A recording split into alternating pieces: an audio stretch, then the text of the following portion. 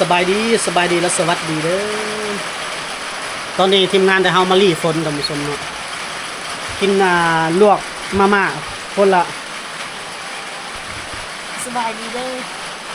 มาหิวข้าวมา บดคนละถ้วยกันเนาะ คนละห่อ คนละห่อเลย ข้าวคนบ้างก็จะไปใช้ทำไปสิจากนั้นมีบอกว่ามัน จับคนอยู่โต๊ะบ่นี่เนาะ กิจกรรมกับเพิ่นคือสิเก็บมันละข้าวในหยังก็ยังเพิ่นไม่ได้ต่ำแล้วโต๊ะคนโต๊ะรอบบ่ายเนาะโต๊ะแห้งเนาะเอามารออาหารตัวนี้ EP นี้พาท่านผู้ชมมาท่องเที่ยวเด้อท่านผู้ชมเด้ออยู่ในซ่องของบ่าวจ้อยนี่เนาะพาท่องเที่ยวชมวิถีชีวิตในชนบทท่านผู้ชมเนาะช่วงนี้พายุฝนเข้ามาตลอดเนาะนี่ก็ฝนตกเฮาก็รีบฝนก่อนรอยฝนหยุดเฮาจังไปเดินทางถ่ายทำต่อนะท่านผู้ชมอยู่สแลนเด้อท่านผู้ชมสแลนติดเวียดนามเขตนี้มันเพิ่นปลูกหมากกาแฟและเป็นหลักทำมาค้าขายกับชาวเวียดนามเนาะบรรยากาศฟ้าหลังฝนท่านผู้ชมสวยงามเสมอเนาะตามที่เพิ่นว่าโอ้สวยงามวิวงามเนาะฝนหยุดตกแล้วท่านผู้ชมเนาะเราอยู่เขตสแลนเมืองเซโปนแขวงสะวรรณเขต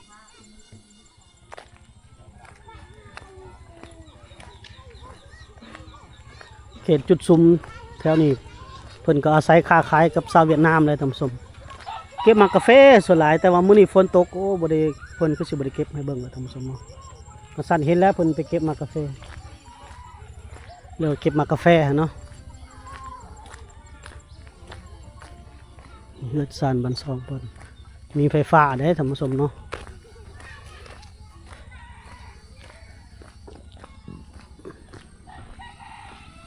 ทรงเฮือนซ่านก็ออกจากเป็นทรงคล้ายๆกับเวียดนามเด้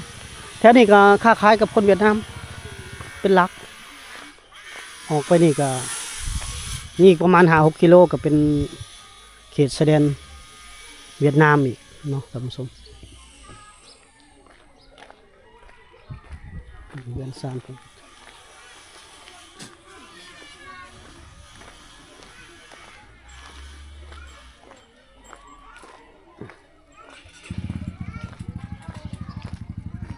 อากาศดีบรรยากาศดีท่านผู้ชมหลังฝนตกฟ้าหลังฝน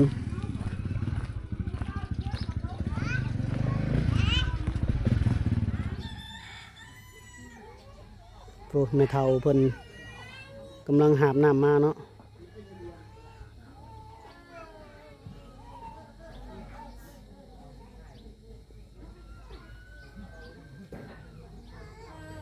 วิถีชีวิตยามแรงๆท่านผู้ชม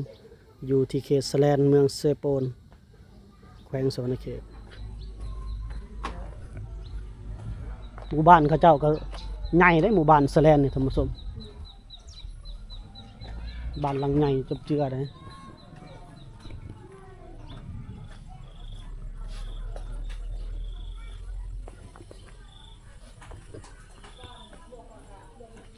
หาบ่อนเพิ่นไปตักน้ำกับท่านผู้ชมเนาะ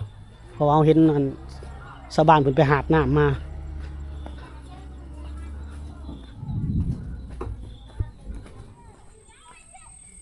ต้นหมากกาแฟท่านผู้ชม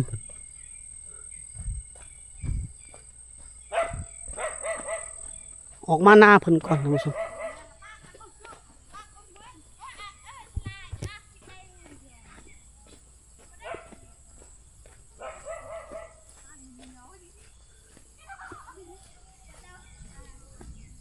แต่ก่อนมีเขาตักน้ำอยู่พุ่นเดี๋ยวนี้บ่ฮู้ว่ายังตักคือเก่าหรือบ่น่าจะสร้างอยู่หั่นท่านผู้ชมตรงนั้นนี่สาวๆเพิ่นมาแต่หาฟืนบ่มาแต่หาฟืนบ่อิดอุ้ยบ่ เอาเฝ้าเดี๋ยวฝนตกได้อยู่ใช้เขาตักน้ำอยู่ใช้เขาตักเขามาหาบน้ำอยู่ใช่อยู่นี่นี่เจ้ามาเตาฟืนบ่ละเดี๋ยวเฝ้าเอาเมื่อเลยใช้เฮือนเจ้านะ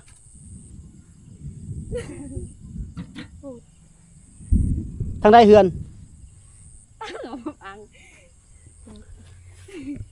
và chỉ đông nhá chỉ đông này phải nhập ra là สองสาวเพิ่นมาเอามาฟาดมาพากันมาหาฟืน chứ phải là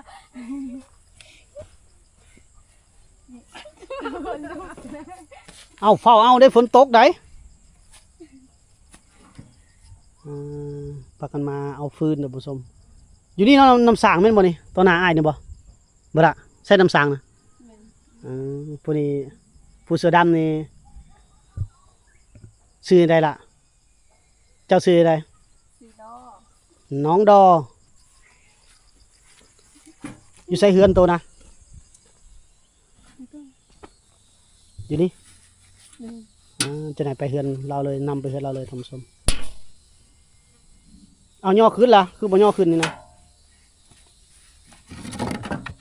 ได้มัดใหม่บ่โอ้ได้มัดใหม่หมดเนาะมัน và các bạn luôn มันขวะหมดแล้วเนาะได้มัดใหม่อีก mà được vài đó พบสองสาวเลยท่านผู้ชม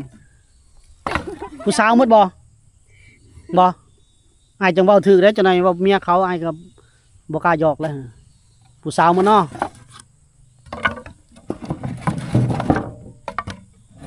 vẽ cả đầu nè สุกเอาคือเก่าหั่นแหละเจะโดนนี่มันเกลือดโดน cả đầu chờ lại mà đau cự đó tôi là cự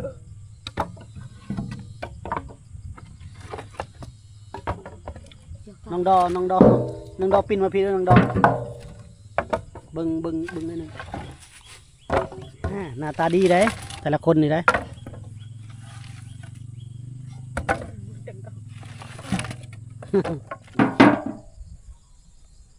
เดี๋ยวจัดฟืนขึ้นล่อใหม่ท่านผู้ชม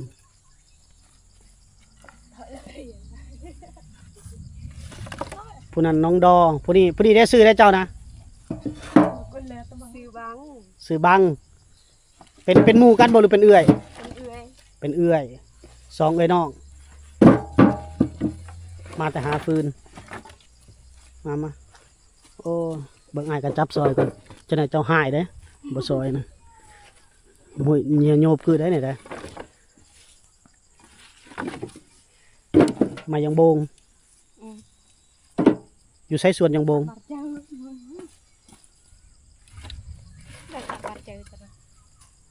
tao để cha ta gì đó là lại màอย่าไปเอียนอีก ทุกเห็นเขามาตักน้ำบ่น้ำสั่งนี่เห็นไผมาตักน้ำเนี่ยจูนึงบ่ ฉลาดแต่ตื่นตัวไปกินเจอมันไหน ไปตักน้ำบ่ เออ น้ำกิน เออ โอ้ มัดแน่ๆเด้อจะตกอีกสลายอีกได้ตกเลย จอนปอเวียนกันเบื่อหมดดอกแก้มก็ไปตูเลยไอ้ก็ไป อยู่คนละเฮือนบ่หรือเฮือนอันเดียวกัน คนละเรือน คนละเฮือน โอ้ น้องบางนี่ทั้งได้เฮือนเจ้าบ่บางนี่น้องบางท่านผู้ชมนั่นน้องดอเฮือนเจ้าได้น้องดอทั้งได้เฮือนเจ้า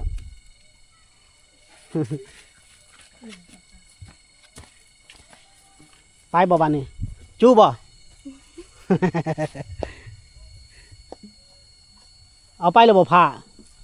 ปากก็ขึ้นอยู่แค่ เด็กดอกขี้ผ้า ฉลาด ไปต่อไปแล้วท่านผู้ชมพูดน้องดอเป็นท่านพูนโอ้อยากไปเบิ่งเพิ่นตักน้ำสั่งก็พอพูดบ่นะจะขออนุญาตนำน้องดอไปก่อนท่านผู้ชมเพื่อนเพิ่นอยู่ไสไว้มื้อหน้าแล้วมายามน้องเพิ่นใหม่อีกนะโอ้อยู่กลาง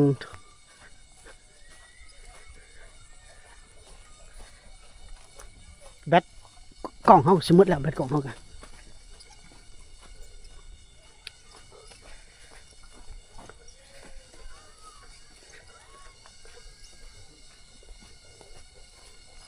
หน้านี่บ่ได้ปลูกข้าวบ่เนาะ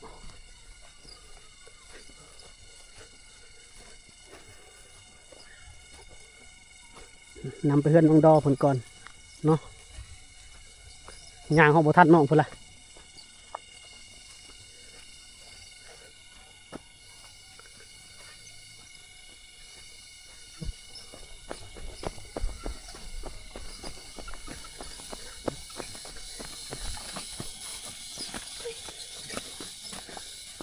โอ้สู่ชีวิตขนาดไปสุกซอยไป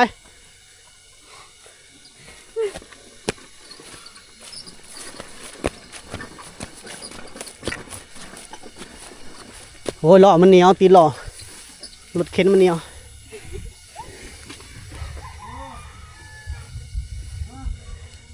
เมื่อยเลยไป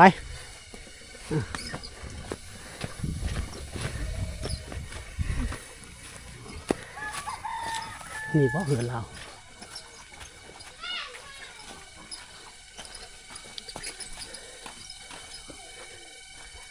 โอ้บนชวน ทอดมันทอด บนชวนจะโดยบ่ เออ โดยได้กินข้าวกับหยัง พอเดียวเข้าอ่ะพอดีหยัง กินข้าวแล้วล่ะกินข้าวดีดอกโดยดอนี่เป็นร้านบ่หรือเป็น ดอกนั่นหลานแม่ปะ โอ้ แม่มันมือ แม่มือหลัง อยู่กับพ่อ อยู่กับพ่ออยู่กับแม่นะ โอ้อยู่นำเจ้า เจ้าคือร้าน นำเจ้าเลี้ยงเพิ่นเนาะ ลืมไง โดยโอ้เพิ่นไปแต่น้อยแล้ว แม่ไปแต่น้อย ไอ้ เนาะ ชำนี่ก็ยามันแล้วเลี้ยงนมก็ให้มันกินนมกินนมนี่แหละ กินนมหญ้านี่ กินนมยา ละปาแต่น้อยพ่นเนาะ แต่น้อย มือหลัง ร้านทุกแสนปะ อยู่พี่ทุกข์ละปะโอ้ ทุกยากเขากินบ่ได้ ทุกข์ยากเขากินบ่มีแล้วแม่ละปะ เนี่ยป้าแม่ และปะอยู่กับพ่ออยู่กับปู่กับย่าเนาะโอ้เราไปเอาผัวใหม่บ่เอาผัวใหม่แล้วบ่ เอาพ่อไม้แล้วอ่ะ คุณบ้าน โอ้ ป้า โดยโอ้แม่เพิ่นอายแล่นขึ้นเฮือนแล้วบ่น้องดอเนี่ยจนดงนึมบ่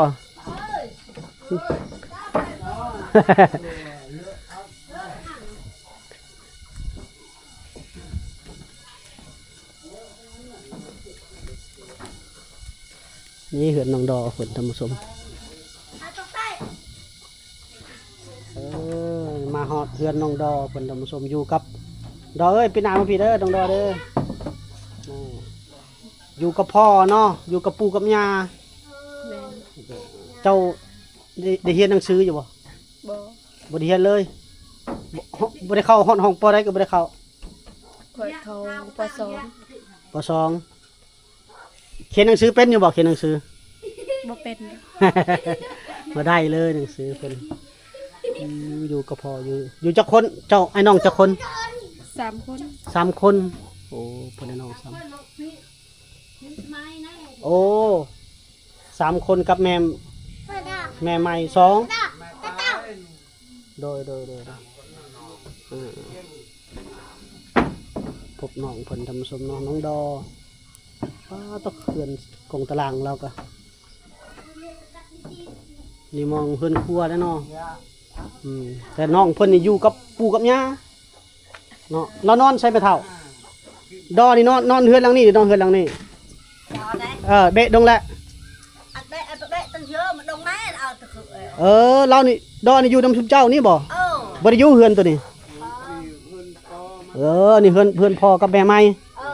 ส่วนน้องดอนี่อยู่กับชุมเจ้า2 คนเนาะโอ้อยู่กับตากับยายคันว่าหนึ่งทั้งพ่อแล้วมันปู่กับย่าทั้งแม่เลยตากับยายพอฮู้แล้วโอ้นี่มากาแฟบ่เฮาว่าแนมมือใกล้ๆว่ามาขี้แบ่โอ้บ่ได้บ่แม่นเนาะขออภัยหลายโอ้ใช้ของแม่เฒ่าสวนกว้างบ่กาแฟนี่สวนกว้างบ่ มากว้างชั้นไหนเนาะ แถวนี้ของไผแถวใกล้ๆนี่ของแม่เฒ่าเองบ่ บ่แม่นนี่ของเรา โอ้ดูอยู่กัน2 ตายายนี่เนาะแล้วก็เลี้ยงหลานผู้หนึงโอ้ ตากับยายเลี้ยงหลานน้องดอนี่ แต่น้อยนี่ เดี๋ยวเลี้ยงตาน้อยน้องดอนี่อยู่เฮือนซุมเจ้านี้เนาะนอนเฮือนหลังนี้ท่านผู้ชมเด้อนี่นอนเฮือนหลังนี้แล้วนอนเฮือนหลังนี้ผู้นี้แขกมาลิ้นเนาะบ่แม่นพ่อเพิ่นได้ จะเอาว่าพ่อนะอันนี้ละเฮือนพ่อเอาเมียใหม่นี่ได้ลูกจักคนก็2บ่3แต่ว่าน้องดอนี่มาลิ้นน้ำซื่อได้ท่านผู้ชมเนาะในนั่นเด้อท่านผู้ชมเนาะเฮือนน้องดออยู่มันหลังนี้เป็นอยู่หลังนี้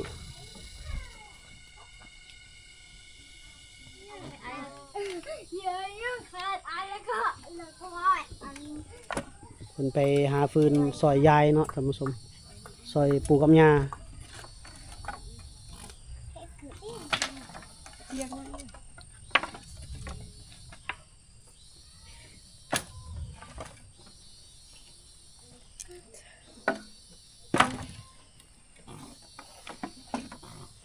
ก็น่าจะประมาณ14-15 ปีนี่ละถ้าแม่นบ่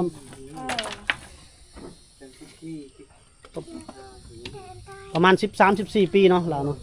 ไอ้อันมาเลยลูก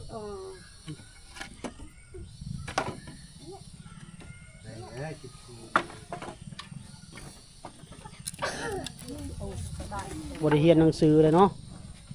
โรงเรียนก็มีก็บ่ไปโรงเรียนเนาะ thì mẹ ăn ra trong quả đào ai âu hụt cục này อืม rồi ai để โอ้แม่เฒ่าเพิ่นว่าเดี๋ยวนี้ท่านผู้ชมเรา ta บ่ได้เข้าโรงเรียนนี่ย้อนเฮ็ดเวียกเฮ็ดงานสวยยายเนาะจักเสือนยายจักเสือนยาตักน้ำตำข้าวก็เป็นบ่โอ้เป็นหมดเลย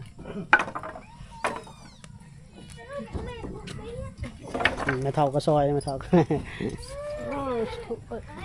tiền อย่าเฮือนนอนเพิ่นนอนน้ำตาน้ำยายเลยได้ทำสมเลย ta cứ để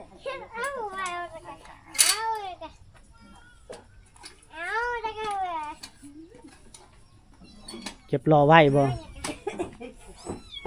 chưa trâu này hả con chưa chị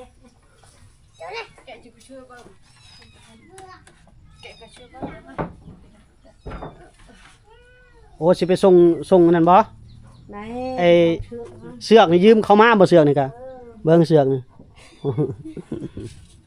เสือกนี่ก็ยืมเขามา แล้วก็สิไปส่งอืมอันกินข้าวยังอยู่กับยายเนาะอยู่กับปู่กับย่าปู่กับย่าแล้วทั้งพ่อนะทั้งนั้นแหละปู่กับย่าปู่ย่าเลี้ยงแต่น้อยอยู่กับปู่กับย่า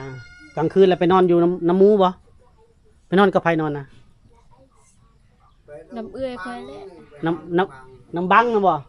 เกินบ้างนอน นอนเฮือนบังนี่เป็นพี่น้องบ่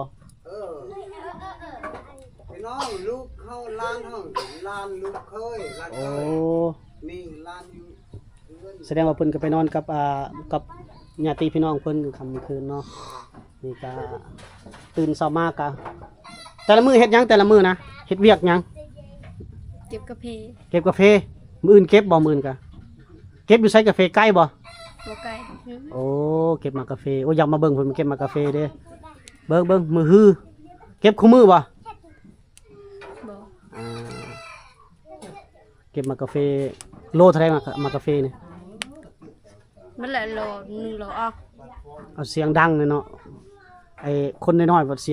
ยงเราบ่ดัง ในท่านผู้ชมมากะโลมาแล้วมากาแฟนะ nó lại cự tràng โลเท่าไหร่มากาแฟแม่เฒ่าเดี๋ยวนี้ขายแล้วบ่จักพันดง 40,000 ดอง40,000 ดองเก็บมากาแฟขายแต่ละมื้อช่วงนี้เก็บมากาแฟตักน้ำตำข้าวก็ไปบ่ เราดาวเย็ดดาวเราเออ เราฟังความลาวบ่อยากเก่งปานใดแต่พอได้เข้าใจอยู่เว้าความลาวนี่พอได้นิดนึงแต่ว่าได้เฮ็ดหมดเวียกพื้นฐานอยู่กับยาย อยู่กับปู่กับย่า2คนท่านผู้ชมเนาะนี่เบื้องต้นเรารู้จักเรื่องราวของน้องเพิ่นซำนี้ท่านผู้ชมเนาะแต่ก็ยังจะมี EP ต่อๆไปอีกจะก็มีบ่โทรศัพท์ มี มีโทรศัพท์มี Facebook บ่ มี บัดนั้นจึงขอ Facebook เราไว้ หรือบอกก็มาฟังเลยท่านผู้ชมเนาะสบายมาหาน้องเพิ่นอยู่นี่แหละรู้จักแล้วแต่ก่อนข่อยก็เคยมาแถวนี้ก็หลายปีก่อนก็เคยมาหมดแล้ว มาที่นี่ตึ้งบ่ โดยหลายเทื่อแล้วเขามานี่แต่ว่าห่างๆกันมา หน้าก็มี พอเท่าว่าได้ก็ ฮะ พอเท่าว่าได้ก็เมื่อกี้นะขายมากาแฟนี่แหละเฮ็ดหยังก็ ชื่อเขา ซื้อข้าวกิน เออ ชื่อเขาขึ้นบ่มี ปะนี่ย บ่มีหนาบ่มีบอนเฮ็ดหนาดินหมดเขา โอ้ นะเบิ่งนี่เรียกตะเขาไหม เฮ็ดเท่านี่เฮ็ดบ่ได้มีแต่เก็บมาเป็นขายอยู่เปลี่ยนเขากิน เก็บมากาแฟขายแล้วก็ซื้อข้าว ชื่อเขา ข้าวนี่ซื้อข้าว เขานี่แพงเขาขาย ซื้อข้าวลาวบ่ข้าวเวียด เขาเวียดก็ชื่อเขาลาวก็ชื่อ อืม ผู้ใดก็ขายอยู่นี่ก็ทำ มาแล้วก็กินนำกัน3คนเนาะ กิน สาม น้ำกันเนี่ยชามคนนี่ 3คนกับดอนี้ ผมรอนี่แล้วนะเขาเลี้ยงแต่น้อยนั่นน่ะ โดย เลี้ยงนี่จนใหญ่ โดย พอมันจะเลี้ยงตัวนี้เอาไม่ได้อยู่น้ำมันอยู่ โดย น้ำ โด ลู ย ก น่าจะ มันเลี้ยงลูกเขาเลี้ยง เบิ่ง ตอนแล้ว มื้ออื่นมื้อฮื้อค่อยน่าจะมาใหม่อีกมื้ออื่นนี่ยังคาเวียกอยู่มื้อฮื้อจะมาอีกมาถ่ายตอนน้องดอเก็บมากาแฟมื้อฮื้อเด้อ เออ ให้เราอยู่เทือนตอนเราเก็บมากาแฟเบิ่งขั้นตอนเราเก็บ เออ เดี๋ยวบ่เฒ่าเด้อขอยสินำเสนอให้ผู้ใหญ่เพิ่นให้เบิ่งอีกนะ เออ เออนี่แหละเฮือนน้องดออยู่กับปู่กับย่าท่านผู้ชมเนาะแม่เพิ่นอ่า มาป้า ปะแต่เศร้าเนาะแต่เศร้าอีกแม่เพิ่นเลิกกับผัวเพิ่นตั้งแต่ยังน้อยๆพุ่นเนาะท่านผู้ชมคือไม่เท่าว่าทุกข์ยากแหละลำบากแหละก็แม่ปะไปสร้างครอบครัวใหม่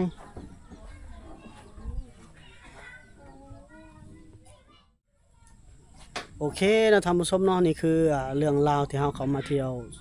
ชนบทเขตสแลนเมืองเซโปนแขวงสวรรณเขตเนาะมาก็ได้พบพอกับเรื่องราวน้องดอท่านผู้ชมเนาะกับเพิ่นอาศัยอยู่กับยายกับปู่กับย่า2คนแม่ปะไปตั้งแต่ยังน้อยๆท่านผู้ชมเนาะขนาดว่านมก็ยังเป็นนมยายเพิ่นให้ป้อนนมให้ว่าซั่นซะตั้งแต่ยังน้อยๆน้องเพิ่นก็อายุก็ประมาณ13ประมาณนั่นแหละทำ12 13หรือ14ประมาณนั้นท่านผู้ชมเนาะก็อยู่กับปู่กับย่าบ่ได้หำเฮียนบ่ได้เข้าโรงเรียนเนาะบ่มีความรู้ท่านผู้ชมก็เพราะว่ายายเพิ่นว่าตื่นมาก็เฮ็ดได้แล้วก็ไปตักน้ำตำข้าวหาฟืนแล้วก็เก็บมากาแฟแล้วดูเก็บมากาแฟก็แบบว่าช่วยงานยายเพิ่นเนาะช่วยงานอันปู่กับย่าเพิ่นท่านผู้ชมเนาะเฮาเห็นแล้วก็ชีวิตของเราก็น่าสงสารเนาะแต่ว่านี่คือเบื้องต้นที่เฮารู้จักอีพีหน้าบ่จอยจะกลับมาทำความรู้จักกับน้องดอเพิ่นเติมอีกเนาะท่านผู้ชมเนาะสำหรับอีพีนี้เฮาสิได้จบคลิปไว้สำนี้ก่อนเนาะพบกันใหม่ในอีพีหน้าสำหรับอีพีนี้สบายดี